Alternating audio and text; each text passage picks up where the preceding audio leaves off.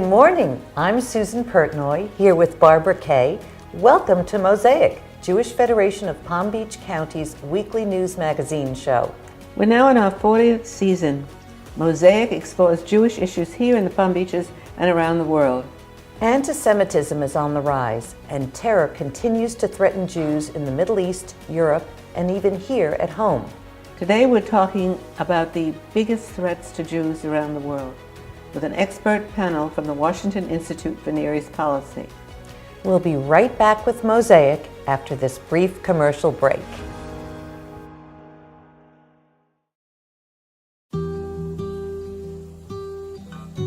If it wasn't for the financial assistance, I couldn't come here.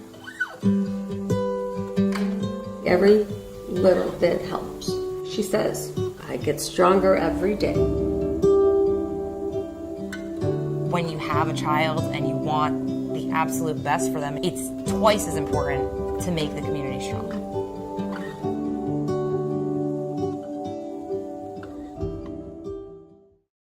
The tower at Morse Life has standards so high, we had to invent them. Call home a luxury rental community with a full continuum of unmatched high-quality care at your doorstep and a rich, fulfilling lifestyle catered for you. Enjoy every day with a full menu of activities and 5-star services. Elevate your thinking about how you deserve to live now and all the beautiful extras that are yours at the Live-In Tower at Morse Life. It just feels like home. Secure your lease today.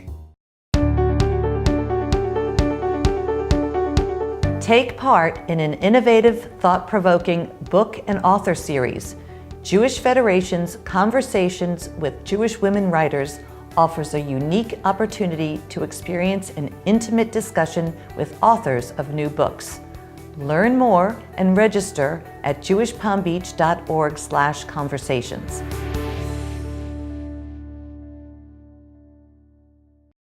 We're here with experts from the Washington Institute for Near East Policy.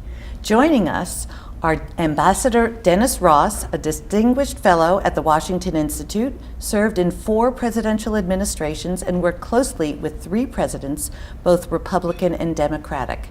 We also have Hanin Ghaddar, a visiting fellow at the Institute, a veteran Lebanese journalist who served for many years as the managing editor of Beirut's Now Lebanon website. Also, Michael Singh, senior fellow and managing director of the Washington Institute and former senior director for Middle East Affairs at the National Security Council. Welcome to Mosaic. Thank you. Nice to be with you. Today we're speaking with these experts on 3 specific topics: the Israeli-Palestinian peace process, terror and security, and threats in journalism in the Middle East. But before we dig in, I'd like to ask Mike to talk about the Washington Institute. Give us sort of an overview. Well, thanks a lot, Susan, and I appreciate the chance to talk about the Washington Institute, where all 3 of us are fellows.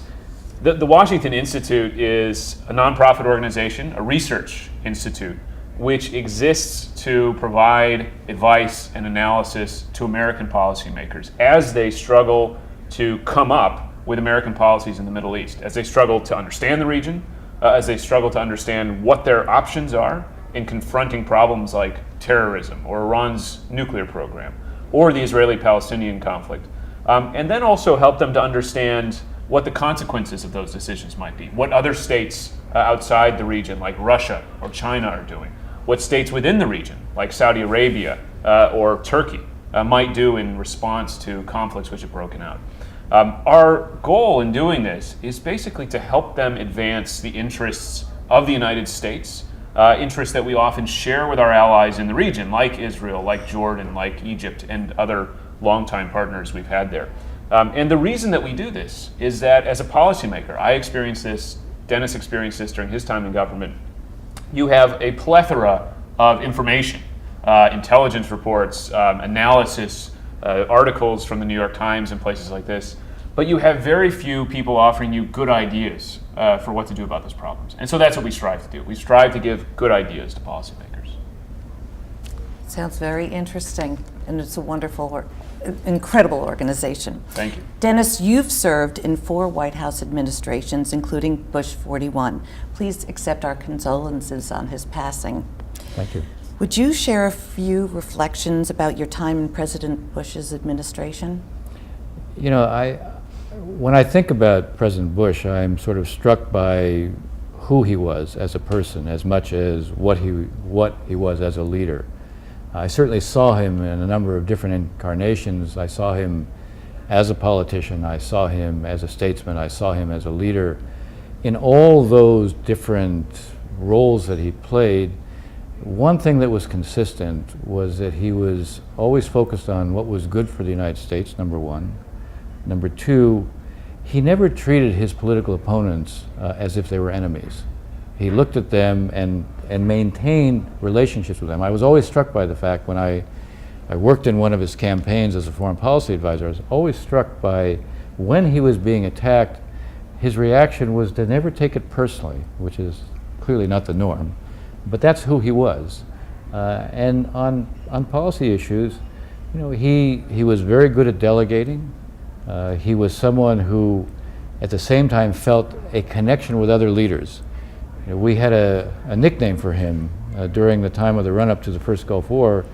We called him the Mad Dialer because he was constantly on the phone with his counterparts. Prime Minister Özal was then the Prime Minister of Turkey.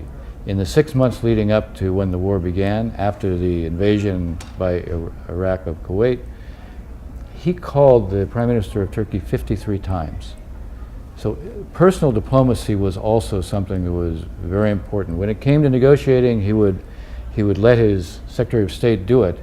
But if it was essential to be in touch with a leader, it was a natural instinct for him just to pick up the phone and connect to him. And he was always sensitive to what that other leader's needs might be. So there was a kind of empathy that governed him in relations with other leaders, and I think in relations even with political opponents. Thank you. President Bush was at the Madrid conference in 1991. How do you think Bush and Baker would handle the current challenges of Israel-Palestinian peace process? I think both were quite realistic in terms of what you could achieve. I think they would understand right now the gaps psychologically and substantively between Israelis and Palestinians makes it pretty difficult, to say the least, that you could move from where we are to resolving the conflict and ending it. I think they would have broken it down into parts. They would have thought about what can we do now to reduce the risk of a conflict on the one hand, what can we do now to begin to create more of a basis to pursue peace over time, realizing we probably can't achieve it at this point. So I think their focus would have been on trying to change the situation for the better without overreaching to the point where what they're seeking, like a peace, actually becomes less attainable because you build expectations you cannot meet. Is the Israel peace process at a stalemate? Yes. Why? It is. Why do you think so? Well, for several reasons. One, there's a complete disbelief between both publics. Neither the Israeli public or Palestinians believe that peace at this point has any real possibility. Each is convinced that the other is not committed to it. They see the behavior of the other, and it convinces them that the other side is not going to pursue peace, and why should we therefore invest in it? On the Palestinian side in particular, you have people positioning themselves for succession to the Palestinian leader, the Palestinian president of the Palestinian Authority, Mahmoud Abbas, and he himself has adopted a position where he won't even talk to the present administration. Pretty hard to be making peace when the United States is not in a position where it can talk to one of the parties. Thank you. I have some more questions, but we have to take a quick break. We'll be right back after this brief message. Coming up, we'll get our experts' insight on the state of conflict and terror in the Middle East.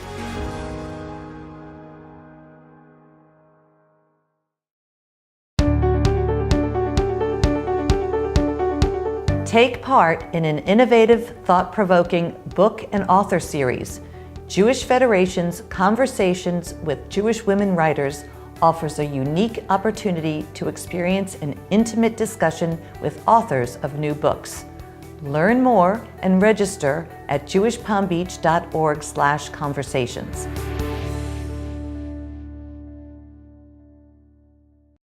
Live the way you want to live, in the luxury you deserve.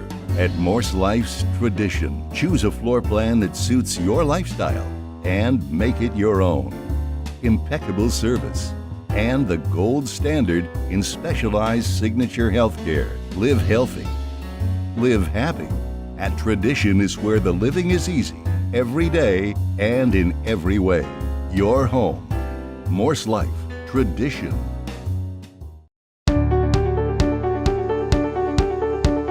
Jodi Kantor's Pulitzer Prize-winning journalism broke the story of Harvey Weinstein and sparked the Me Too movement. Join dedicated women to hear Jodi's incredible and brave story at Jewish Federation's Lion of Judah Luncheon. This is Jewish Federation's flagship event for philanthropic women in our community. The luncheon is on Monday, February 4th at 11 a.m. at the Kravis Center for the Performing Arts. Learn more and RSVP today at jewishpalmbeach.org/Lion Luncheon.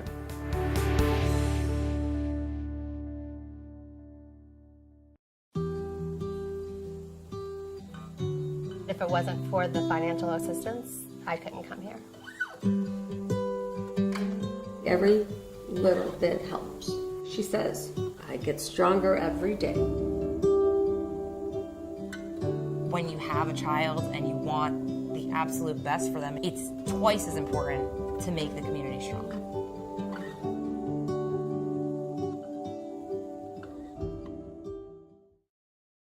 We're back with the expert panel from the Washington Institute for Near East Policy, and we're talking about the Israeli-Palestinian peace process.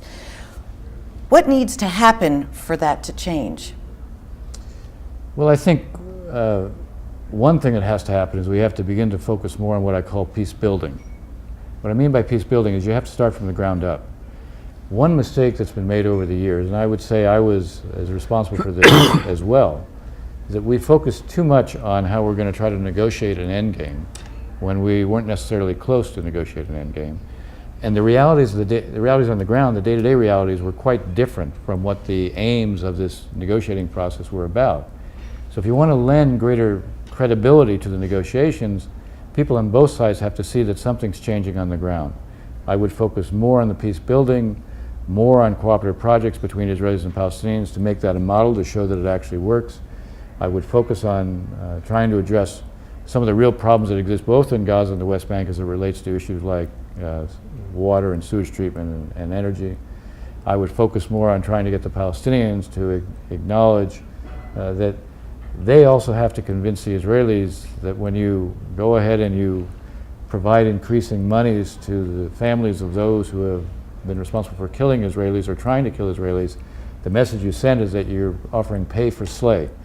And that's hardly the way to build any kind of competence on the Israeli side. So ground up means doing projects on the ground that can make life better for Palestinians so they see life can improve, but also having Palestinians do something towards Israelis that suggests that their aims are different than the Israeli publicly currently perceive. Thank you. Recently, tunnels were discovered from Lebanon into Israel dug by Hezbollah. What's causing escalating tension between Israel and Hezbollah, and how do you see this unfolding? Thank you, Susan. The tunnels are the most recent part of the tension, but it's not the only part of the tension. This whole thing started when a few months ago, when Hezbollah decided that their precision project, meaning that their missiles, the regular missiles, being transformed into more precise missiles. They have been doing this in Syria for a very long time, but then they discovered it's not as easy to do this in Syria as it is in Lebanon because for two reasons. One, they are much more exposed to Israeli attacks, which have been happening for many years, and they haven't been able to retaliate, plus the Russian factor and the pressure by the international community that for the Iranians to leave Syria, for the Iranian militias to get away from the border, etc. In Lebanon, they control all state institutions. They can make all the decisions they want. There's no competition with the Russians. There's no competition with anyone. There's really like only the Iranians in Lebanon. And for Israel to attack Lebanon, it's not the same. They have been attacking Hezbollah's facilities in Syria, these precise facilities, for a while, and Hezbollah hasn't retaliated. And the international community hasn't complained because there were no civilian deaths, there were no, like serious damage. In Lebanon, it's different. These facilities are under civilian houses, are under Lebanese state infrastructure. Any attack is going to be a bit. It's Lebanon. It's not a war zone. So Hezbollah knows that, and that's why Iran and Hezbollah decided to move these facilities, the Precision Project, and other sensitive projects to Lebanon, where Israel has to think twice before attacking. And this is what we're seeing today. We're seeing a lot of noise made about these precision projects. We're starting with Netanyahu's speech in UNGA in New York, where he started talking about these facilities, underground facilities around the Beirut airport. And today we're also seeing the news about the tunnels being dug between Lebanon and Israel. Today, what Israel is trying to say that the threat is serious, the threat has moved to Lebanon, and we have to deal with it. And today, we are looking at Hezbollah to see what their reaction is. I do not think that Hezbollah is going to stop producing these precise missiles, and unfortunately, I see the tension escalating, where Israel will have to, at one point, respond to this threat.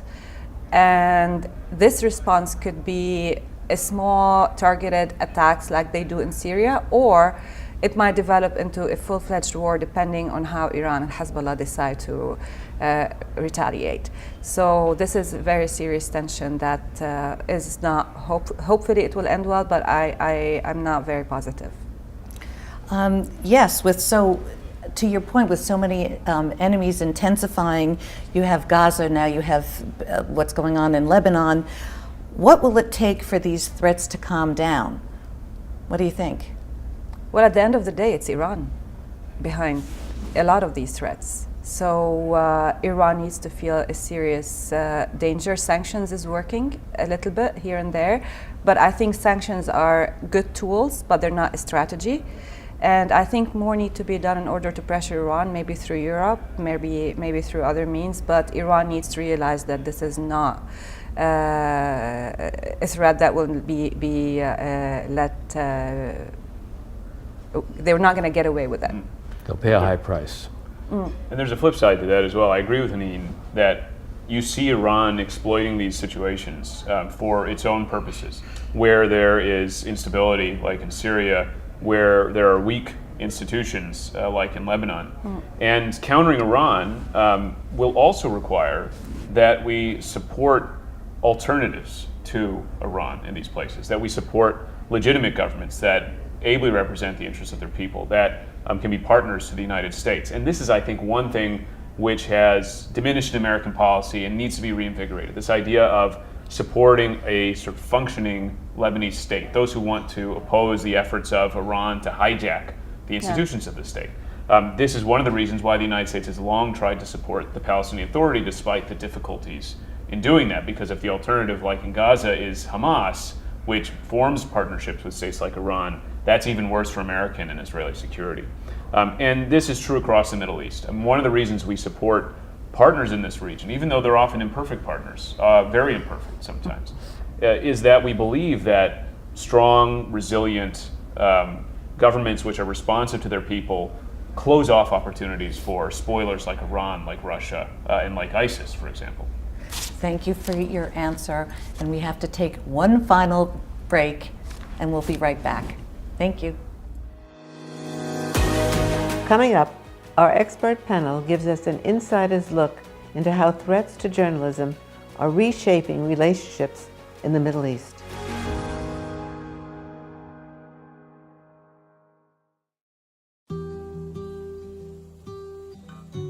If it wasn't for the financial assistance, I couldn't come here.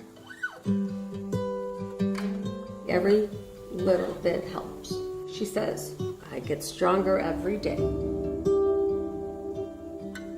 When you have a child and you want the absolute best for them, it's twice as important to make the community strong.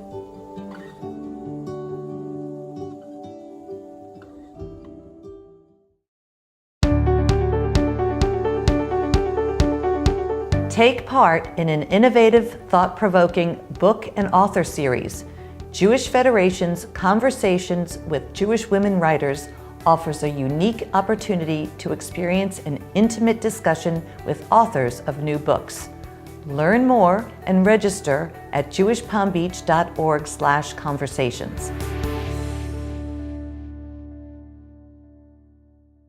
The tower at Morse Life has standards so high, we had to invent them. Call home a luxury rental community with a full continuum of unmatched high-quality care at your doorstep and a rich, fulfilling lifestyle catered for you. Enjoy every day with a full menu of activities and 5-star services. Elevate your thinking about how you deserve to live now and all the beautiful extras that are yours at the Live-In Tower at Morse Life. It just feels like home. Secure your lease today. Jodi Kantor's Pulitzer Prize-winning journalism broke the story of Harvey Weinstein and sparked the Me Too movement. Join dedicated women to hear Jodi's incredible and brave story at Jewish Federation's Lion of Judah Luncheon. This is Jewish Federation's flagship event for philanthropic women in our community. The luncheon is on Monday, February 4th at 11 a.m. at the Kravis Center for the Performing Arts. Learn more and RSVP today at jewishpalmbeach.org/Lion Luncheon.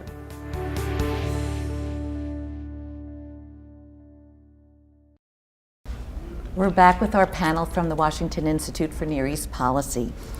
A big headline this year has been the murder of journalist Jamal Khashoggi. Hanin, you were charged with defaming Hezbollah for your objective reporting. Can you tell us your story? I'll try. It's a very long story. It can take forever, but I'll summarize it. The abridged version. It started before all that, really. The sentence was a result of a long, intimidating campaign against me since I was in Lebanon. But it culminated in 2014 when I was in Washington, before I actually moved to Washington. When I was still in Beirut, but I was visiting Washington for a Washington Institute conference, actually, where I was on a panel to talk about Syria. And during that panel, I mostly talked about Hezbollah's role in Syria, which was not illegal, but it's very sensitive, especially in 2014, when the negotiations on the Iran deal was happening. And then during that panel, I said something about the Lebanese army, that they are being subjective and differentiate between Sunni terrorism and Shia terrorism. And the Lebanese army does that.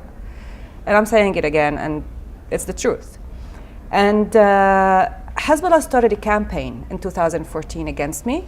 Did not mention the army thing. It was basically saying that I was at Washington Institute. This is number one accusation, like they don't like the Washington Institute. And two, Ehud Barak was there and I was in the same room with him, and this was the major act of treason that I did.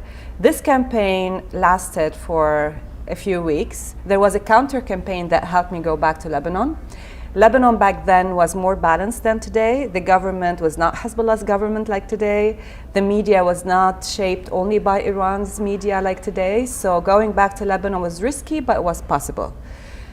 When this was over, and then in 2016, I joined the Washington Institute. 1 month later, only 1 month later, when they saw the news, they notified the Lebanese army about that little sentence that I did, because their campaign didn't work, so they go legal now. They notified the Lebanese army. The military court sentenced me to prison for 6 months. And they forgot that the Lebanese army also takes a lot of aid from the US. The US has been giving Lebanon $1.5 billion since 2006 in terms of military aid and training and equipment. This was a good example, and this is not about me. This is about how the US can use certain leverage that they still have in Lebanon, this aid per se, in order to create some independence between state institutions and the Lebanese and Hezbollah. And this is where the US actually used the leverage. A lot of people at the Washington Institute, a lot of people close to the Washington Institute in the government and former government launched a huge campaign where the embassy in Lebanon, the US embassy in Lebanon, told the Lebanese army that this or that, this is not acceptable. This is a journalist. And they dropped the sentence. They referred it to the civil court, and which is still there I'm not like completely acquitted now, but it's Progress. it's progress. It doesn't mean I can go to Lebanon because the main people behind it are not the military court. It's Hezbollah. Right. And they now hate me more than ever. Okay. This is a summary of it. Wow. Yeah. Since Jamal Khashoggi's murder, what are the potential repercussions for how the U.S. administration is handling our relationship with Saudi Arabia? But look, I mean, I think that, Hanin's story, the murder of Jamal Khashoggi, and so many similar cases around the region just show how much risk people are under, those who want to speak out for truth, for peace, who want to hold their governments accountable, and the extent to which even sometimes our partners in the region will try to stifle those voices. But I think from the U.S. perspective, it's critical that people in civil society, whether they're journalists, whether they're activists, whether they're politicians, be able to speak out, because that is how positive change will happen in the region. That is how peace will be built. If you can't speak out for peace, what is the chance that peace is going to be built, that people will be willing to take risks for peace? The United States has to stick up for these people. It's in our interest to do it. It corresponds with our values to do it. And frankly, it's in the long-term interest of the region to do it, of these countries. That doesn't mean we throw away our partnerships. Right. It means that we use the leverage we have, the influence we have as a friend, frankly, to many of these countries, to stick up for those who need to be stuck up for. Yeah, I would just add that it is important, apropos of what Mike was saying, to impose a price to show there's a consequence for this kind of behavior, because the whole world watches. If there's no consequence, then there is no global norm, and this kind of behavior becomes more commonplace, number one. Number two, in the case of Saudi Arabia and Mohammed bin Salman, the odds are that he's likely to be there for the next 30 or 40 years. And one of the reasons to also impose the consequences is to make it clear there is a price for this kind of behavior. Because you also want to, in a sense, chasten him. You want him to become more temperate and understand that the very objectives he emphasizes he wants to achieve in Saudi Arabia, meaning its national transformation, are in fact threatened by this kind of behavior. So that's another reason that I think we have to convey that kind of a price. And I would say from the administration standpoint, they have to show that they can impose a consequence that is meaningful so that the Congress doesn't feel driven to do much more in a way that would actually threaten the relationship the way Mike was describing it. We still have an interest in having Saudi Arabia play a certain kind of role in the region. We don't have an interest in sort of breaking the relations in a way that ends up possibly adding to instability in the region. We still have a stake in stability in the region, and I think this is one of the ways that we can also affect their behavior. Thank you for your responses, and thank you so much for joining us. We've run out of time. Thank you. Thank you, Susan. Thank you.